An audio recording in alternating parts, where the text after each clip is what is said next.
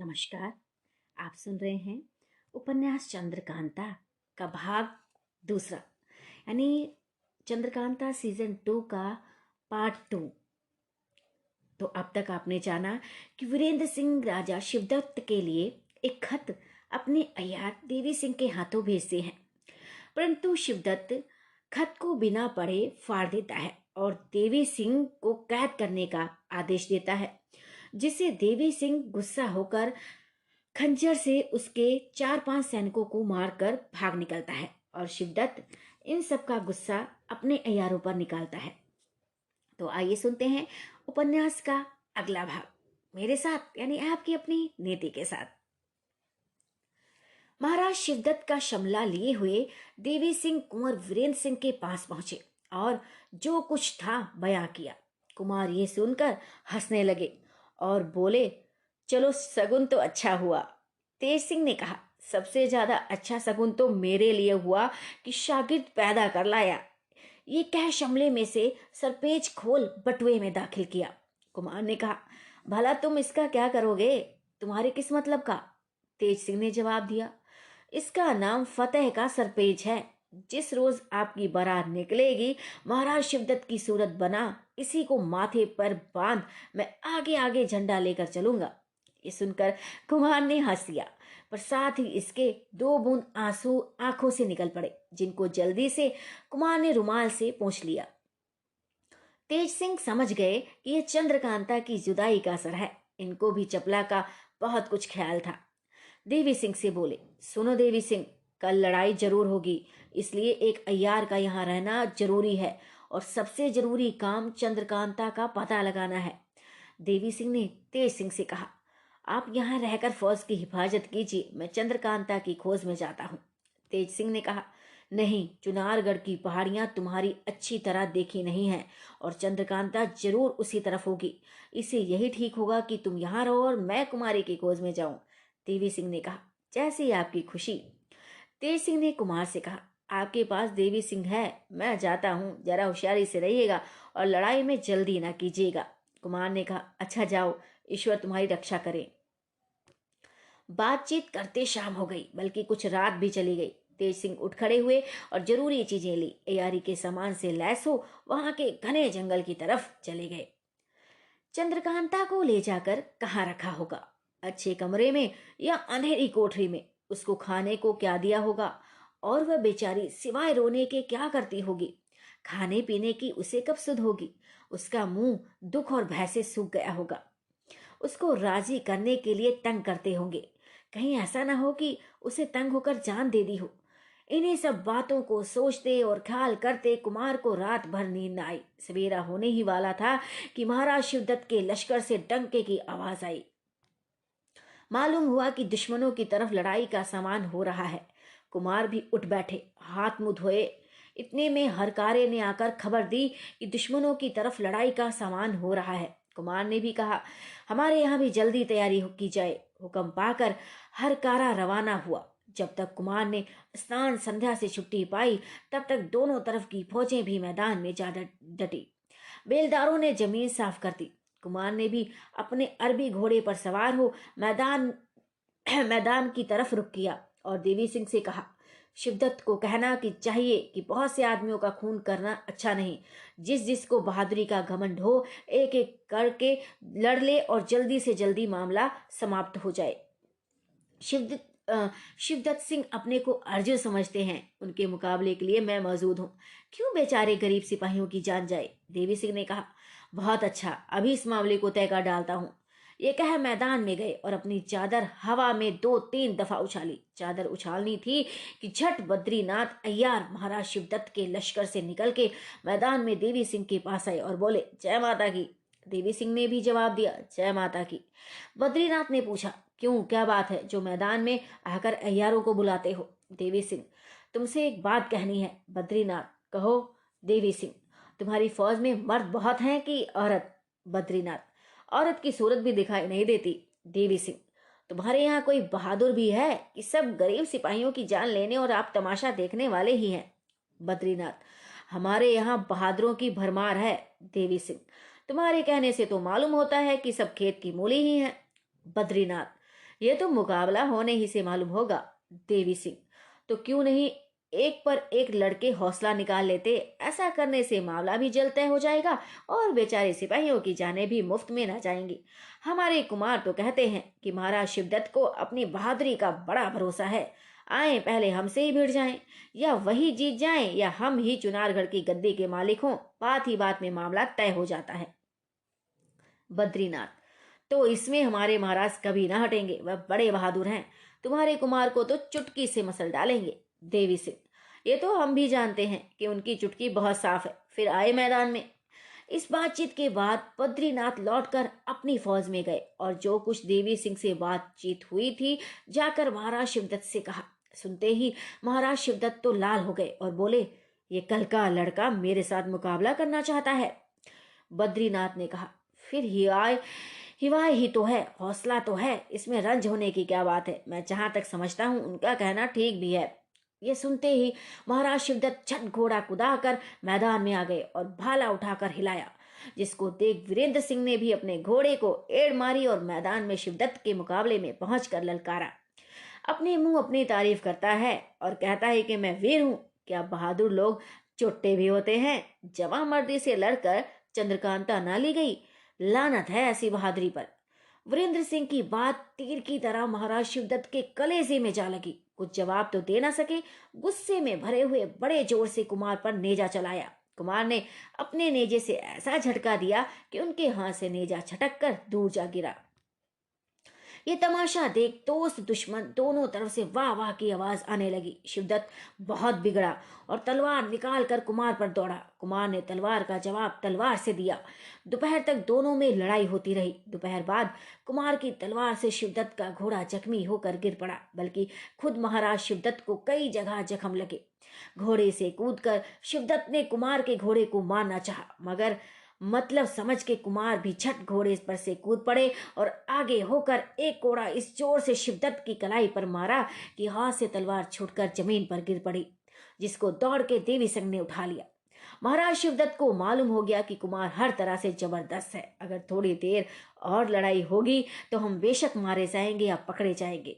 यह सोचकर अपनी फौज को कुमार पर धावा करने का इशारा किया। बस एकदम से कुमार को उन्होंने घेर लिया।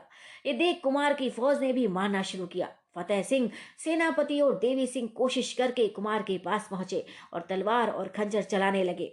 दोनों फौजें आपस में खूब गुथ गई और गहरी लड़ाई होने लगी। शिवदत्त के बड़े बड़े पहलवानों ने चाहा कि इसी लड़ाई में कुमार का काम तमाम कर दें, मगर कुछ बनना पड़ा। कुमार के हाथ से बहुत से दुश्मन मारे गए। शाम को उतारे का डंका बजा और लड़ाई बंद हुई। फौज ने कमर खोली। कुमार अपने खेमे में आए, मगर बहुत सुस्त हो रहे थे।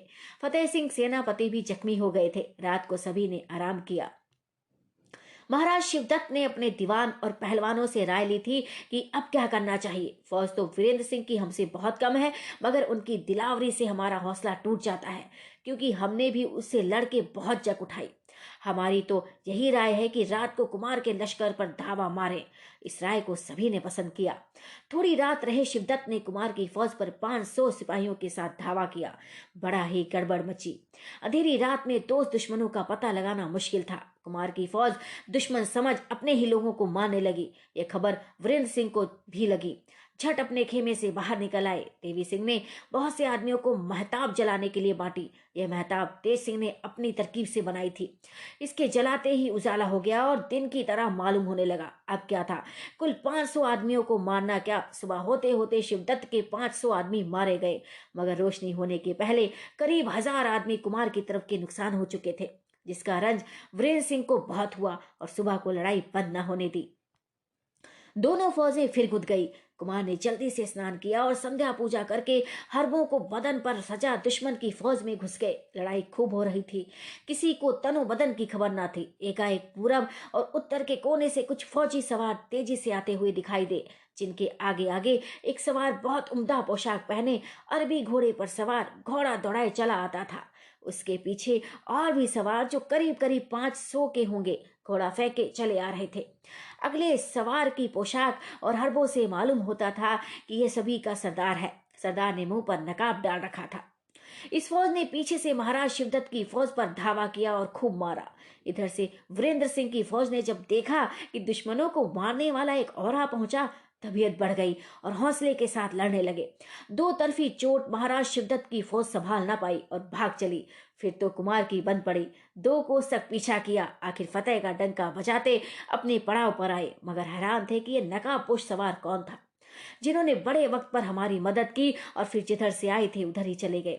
कोई किसी की जरा मदद करता है तो एहसान जताने लगता है, मगर इन्होंने हमारा सामना भी नहीं किया। ये बड़ी बहादुरी का काम है। बहुत सोचा मगर कुछ समझ न पड़ा। महाराज शिवदत्त का बिल्कुल माल खजाना और खेमा वगैरह कुमार के हाथ लगा। जब कुमार निश्चिंत हुए, उन्होंने देवी सिंह से पूछा, क्या तुम कुछ बता सकते हो कि वे नकाबपोश कौन थे जिन्होंने हमारी मदद की? देवी सिंह ने कहा, मेरे कुछ भी ख्याल में नहीं आता, मगर वाह, बहादुरी इसको कहते हैं। इतने में एक जासूस ने आकर खबर दी कि दुश्मन थोड़ी दूर जाकर अटक गए हैं और फिर लड़ाई की तैयारी कर रहे हैं। तेज सिंह चंद्रकांता और चपला का पता लगाने के लिए कुंवर वीरेंद्र सिंह से विदा हो फौज के हाथे के बाहर आए और सोचने लगे कि अब किधर जाएं, कहाँ ढूंढे। दुश्मन की फौज में देखने की तो कोई जरूरत नहीं, क्योंकि वहां चंद्रकांता को कभी नहीं रखा होगा। इससे चुनारगढ़ ही चलना ठीक है। ये सोचकर चुनारगढ़ ही की तरफ रवाना हुए और दूसरे दिन सवेरे वहां पहुंचे। सूरत बदलकर इधर उधर घूमने लगे, जगह जगह पर अटकते और अपना मतलब निकालने की फिक्र करते थे, मगर कुछ फायदा हुआ नहीं। कुमारी की खबर कुछ भी मालूम नहीं हुई। रात को तेज सिंह सूरत बदल किले के अंदर घुस गए और इधर उधर ढूंढने लगे। घूमते घूमते मौका पाकर वे काले कपड़े से अपने बदन को ढांक कमन फेंक महल पर चढ़ गए।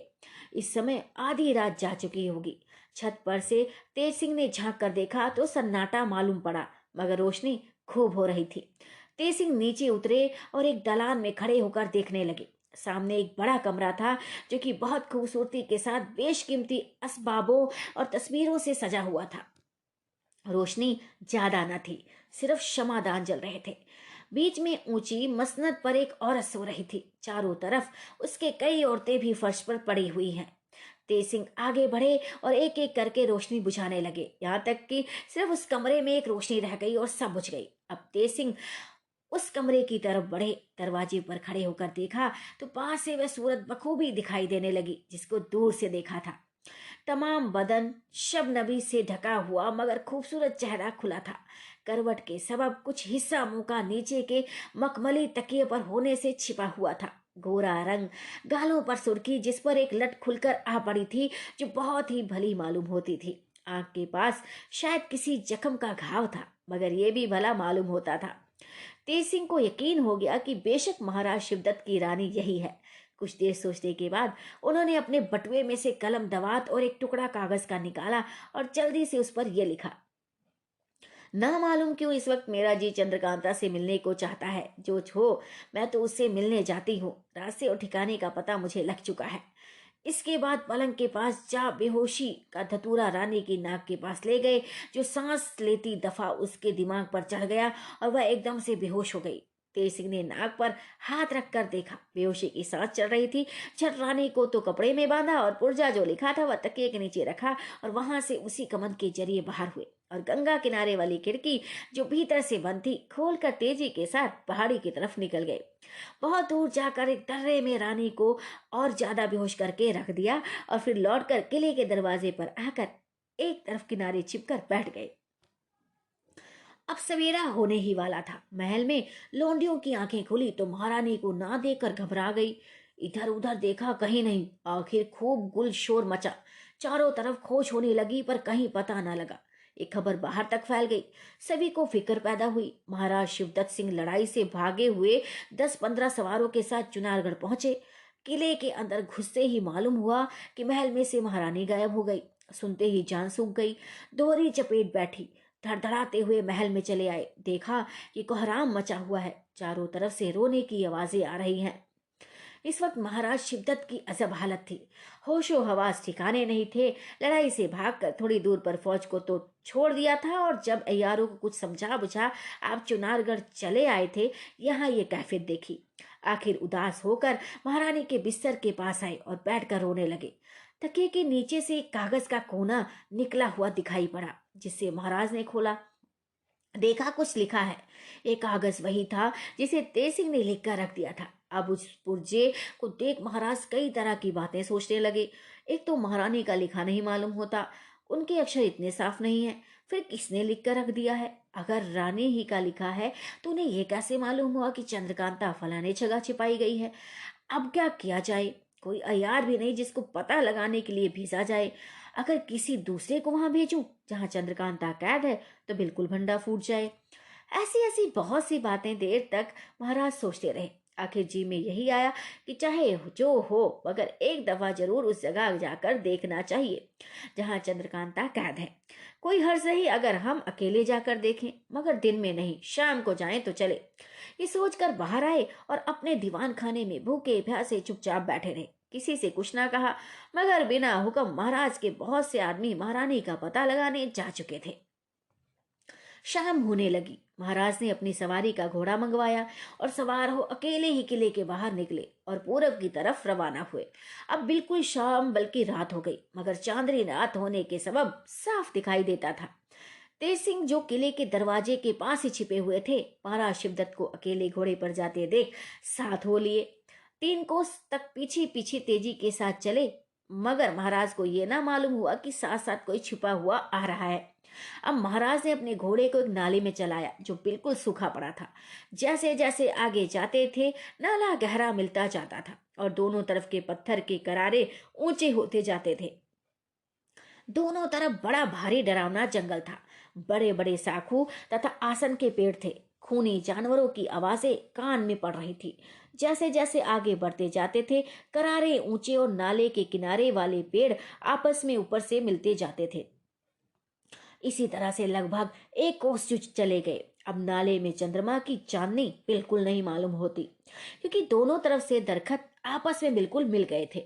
अब वह नाला नहीं मालूम होता बल्कि कोई सुरंग मालूम होती है। महाराज का घोड़ा पथरीली जमीन और अंधेरा होने के सबब धीरे धीरे जाने लगा। तेज सिंह बढ़कर महाराज के और पास हो गए। एकाएक कुछ दूर पर एक छोटी सी रोशनी नजर पड़ी, जिससे तेज सिंह ने समझा कि शायद ये रास्ता यहीं तक आने का है और यही भी ठीक भी है निकला। जब रोशनी के पास पहुंचे देखा एक छोटी सी गुफा है, जिसके बाहर दोनों तरफ लंबे लंबे ताकतवर सिपाही नंगी तलवार हाथ में छिपाए पहरा दे रहे हैं, जो 20 के लगभग होंगे। भीतर भी साफ दिखाई देता है और 2 औरतें पत्थरों पर ढासना लगाए बैठी हैं। तेज सिंह ने पहचान तो लिया कि दोनों चंद्रकांता और चपला हैं, मगर सूरज साफ साफ नहीं नजर पड़ी। हाँ। अब तेज सिंह को बड़ी फिक्र होने लगी। उन्होंने सोचा कि अब क्या किया जाए। तेज सिंह ने पहचान तो लिया ही था। महाराज को देखकर सिपाहियों ने पहचाना और एक ने बढ़कर घोड़ा थाम लिया। महाराज घोड़े पर से उतरे। सिपाहियों ने 2 मशाल जलाए, जिनकी रोशनी में तेज सिंह को अब साफ चंद्रकांता और चपला की सूरत दिखाई देने लगी। चंद्रकांता का मुंह पीला हो रहा था, सिर के बाल खुले हुए थे और सिर फटा हुआ था। मिट्टी में सनी हुई बदहोशो हवास एक पत्थर से लगी पड़ी थी और चपला बगल में एक पत्थर के सहारे उड़ती हुई चंद्रकांता के सिर पर हाथ रखे बैठी थी। सामने खाने की चीजें रखी हुई थी जिनको उन्होंने छुआ तक नहीं था। इन दोनों की सूरत से नाउम्मीदी बरस रही थी, जिसे देखते ही तेज सिंह की आंखों से आंसू निकल पड़े। महाराज ने आते ही इधर उधर देखा। जहां चंद्रकांता बैठी थी वहां भी चारों तरफ देखा, मगर कुछ मतलब ना निकला, क्योंकि वह तो रानी को खोजने आए थे उस पुर्जे पर जो रानी के बिस्तर पर पाया था। महाराज को बड़ी उम्मीद थी, मगर कुछ ना हुआ। किसी से कुछ पूछा भी नहीं, चंद्रकांता की तरफ भी अच्छी तरह नहीं देखा और लौटकर घोड़े पर सवार होकर पीछे चल दिए। सिपाहियों को महाराज के इस तरह आकर फिर जाने से ताजुब हुआ, मगर पूछता कौन, मजाल किसकी थी। तेज सिंह ने जब महाराज को फिरते देखा तो चाहा कि वहीं बगल में छिप रहे, मगर छिप न सके, क्योंकि नाला तंग था और ऊपर चढ़ जाने को भी कहीं जगह नहीं थी। लाचार नाले के बाहर होना ही पड़ा। तेजी के साथ महाराज के पहले नाले के बाहर हो गए और एक किनारे छिपे रहे। महाराज वहां से निकल शहर की तरफ रवाना हो गए। अब तेज सिंह सोचने लगे कि यहाँ से मैं अकेले चंद्रकांता को कैसे छुड़ा सकूंगा। लड़ने का मौका नहीं, करूं तो क्या करूं। अगर महाराज की सूरत बनना जाऊं और कोई तरकीब करूं तो भी ठीक नहीं, क्योंकि महाराज अभी यहाँ से लौटे हैं। दूसरी कोई तरकीब करूं और काम न चले, पहरी को मालूम हो जाए तो यहाँ से फिर चंद्रकांता दूसरी जगह छिपा दी जाएगी, तब और भी मुश्किल होगी। इसे यही ठीक होगा कि कुमार के पास लौट चलूं और वहां से कुछ आदमियों को लाऊं, क्योंकि इस नाले में अकेले जाकर लोगों का मुकाबला करना कुछ ठीक नहीं समझ पड़ता। यही सब कुछ सोचते सिंह विजयगढ़ की तरफ रवाना हो गए।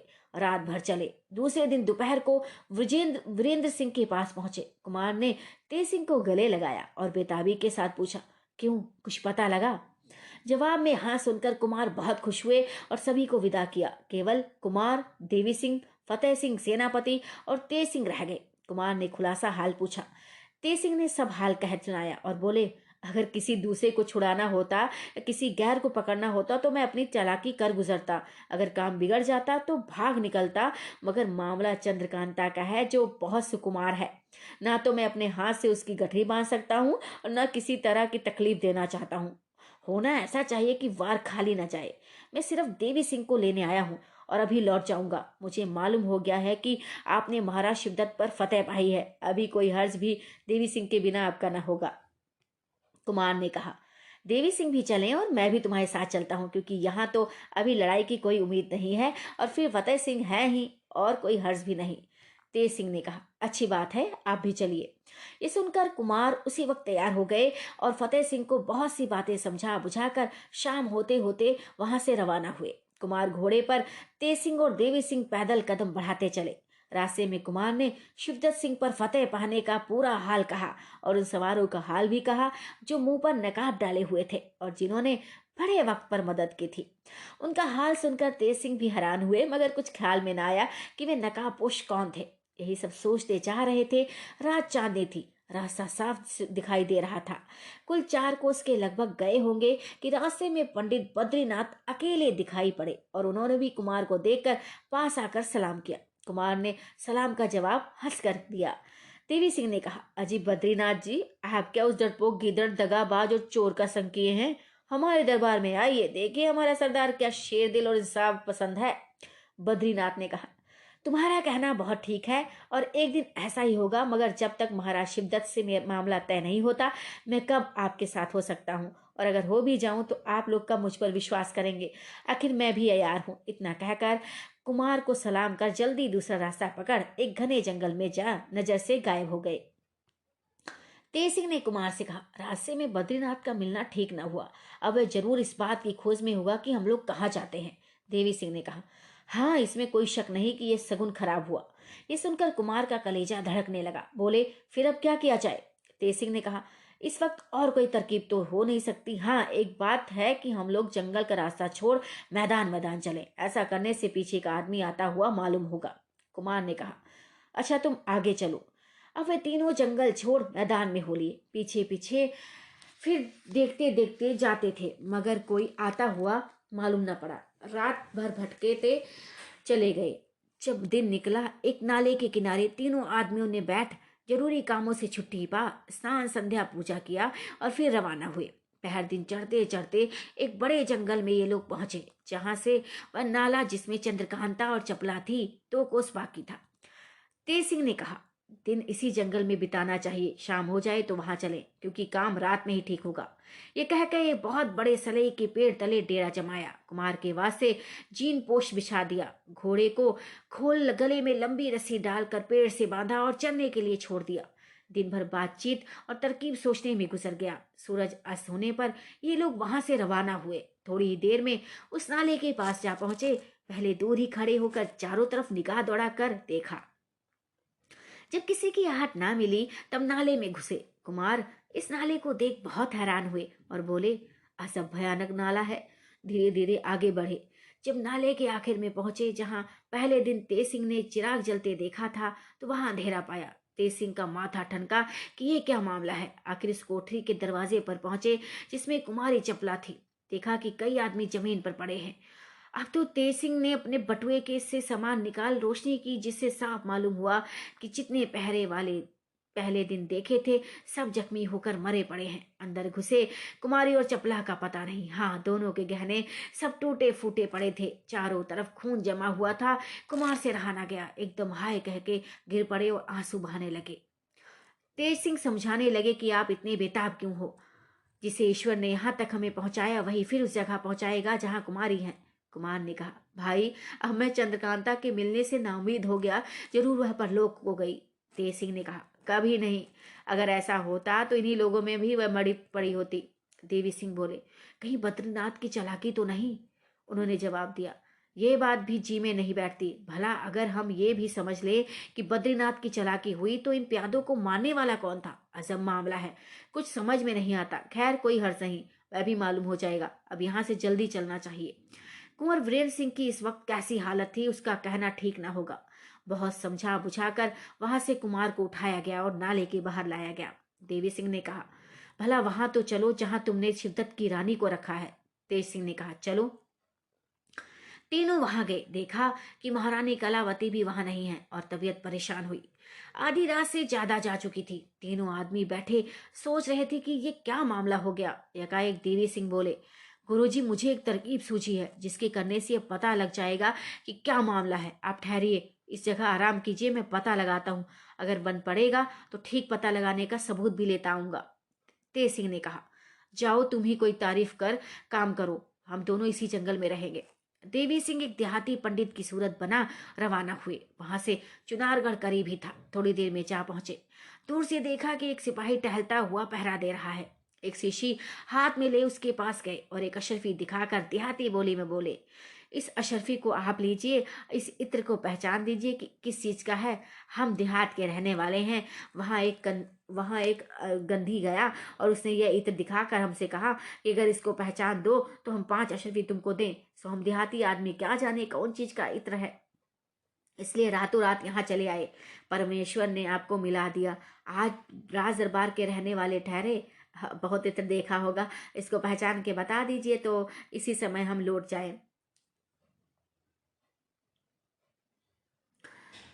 सवेरे ही जवाब देने का उसी गंध से वादा किया। देवी सिंह की बात सुन और पास ही एक दुकान के दरवाजे पर जलते हुए चिराग की रोशनी में अशरफी को देख खुश हुआ सिपाही दिल में सोचने लगा कि अजब बेवकूफ आदमी से पाला पड़ा है। मुफ्त की अशरफी मिलती है, ले लो, जो कुछ भी जी में आए बता दो, क्या कल मुझसे अशरफी लेने आएगा। ये सोच अशरफी तो अपने खलीते में रख ली और कहा, ये कौन सी बड़ी बात है, हम बता देते हैं। शीशी का मुंह खोल सूंघा, बस फिर क्या था, सूंघते ही जमीन पर लेट गया। दीन दुनिया की खबर न रही। बेहोश होने पर देवी सिंह उस सिपाही की गठरी बांध तेज सिंह के पास ले आए और कहा कि ये किले का पहरा देने वाला है, पहले इससे पूछ लेना चाहिए। अगर काम न चलेगा तो फिर दूसरी तरकीब निकाली जाएगी। यह कह उस सिपाही को होश में लाए। वह हैरान हो गया, एकाएक यहाँ कैसे आ पहुंचे। देवी सिंह को उसी देहाती पंडित की सूरत में सामने खड़े देखा। दूसरी ओर 2 बहादुर और दिखाई दिए। कुछ कहना ही चाहता था कि देवी सिंह ने पूछा, ये बताओ कि तुम्हारी महारानी कहाँ है, बताओ जल्दी। उस सिपाही ने हाथ पैर बंधे रहने पर भी कहा कि तुम महारानी को पूछने वाले कौन हो, तुम्हें मतलब। तेज सिंह ने उठकर एक लात मारी और कहा, बताता है कि मतलब पूछता है। अब तो उसने बेहर्ज कहना शुरू कर दिया कि महारानी कई दिनों से गायब है, कहीं पता नहीं लगता, महल में गुल गपाड़ा मचा हुआ है, इससे ज्यादा कुछ नहीं जानते। तेज सिंह ने कुमार से कहा, अब पता लगाना कई रोज का काम हो गया, आप अपने लश्कर में जाइए, मैं ढूंढने की फिक्र करता हूँ। कुमार ने कहा, अब मैं लश्कर में ना जाऊंगा। तेज सिंह ने कहा, अगर आप ऐसा करेंगे तो भारी आफत होगी। शिवदत्त को ये खबर लगी तो फौरन लड़ाई शुरू कर देगा। महाराज जयसिंह ये हाल पाकर और भी घबरा जाएंगे, आपके पिता सुनते ही सूख जाएंगे। कुमार ने कहा, चाहे जो हो, अब जब चंद्रकांता ही नहीं है तो दुनिया में कुछ हो, मुझे कोई परवाह नहीं। तेज सिंह ने बहुत समझाया कि ऐसा ना करना चाहिए, आप धीरज ना छोड़िए, नहीं तो हम लोगों का भी जी टूट जाएगा, फिर कुछ ना कर सकेंगे। आखिर कुमार ने कहा, अच्छा कल भर हमको अपने साथ रहने दो, कल तक अगर पता ना लगा तो हम लश्कर में चले जाएंगे और फौज लेकर चुनारगढ़ पर चढ़ जाएंगे। हम लड़ाई शुरू कर देंगे, तुम चंद्रकांता की खोज करना। तेज सिंह ने कहा, अच्छा यही सही। ये सब बातें इस तौर पर हुई थी कि उस सिपाही को कुछ भी नहीं मालूम हुआ जिसको देवी सिंह पकड़ कर लाए थे। तेज सिंह ने उस सिपाही को एक पेड़ के साथ कस के बांध दिया और देवी सिंह से कहा, अब तुम यहाँ कुमार के पास ठहरो, मैं जाता हूँ और जो कुछ हाल है पता लगाता हूँ। देवी सिंह ने कहा, अच्छा जाइए। तेज सिंह ने देवी सिंह से कई बातें पूछी और उस सिपाही का भेष बना किले की तरफ रवाना हुए। उपन्यास के अगले भाग को सुनने के लिए मेरे पेज को फॉलो करें, लाइक करें, सब्सक्राइब करें और तब तक के लिए सबको नमस्ते, सबको प्रणाम।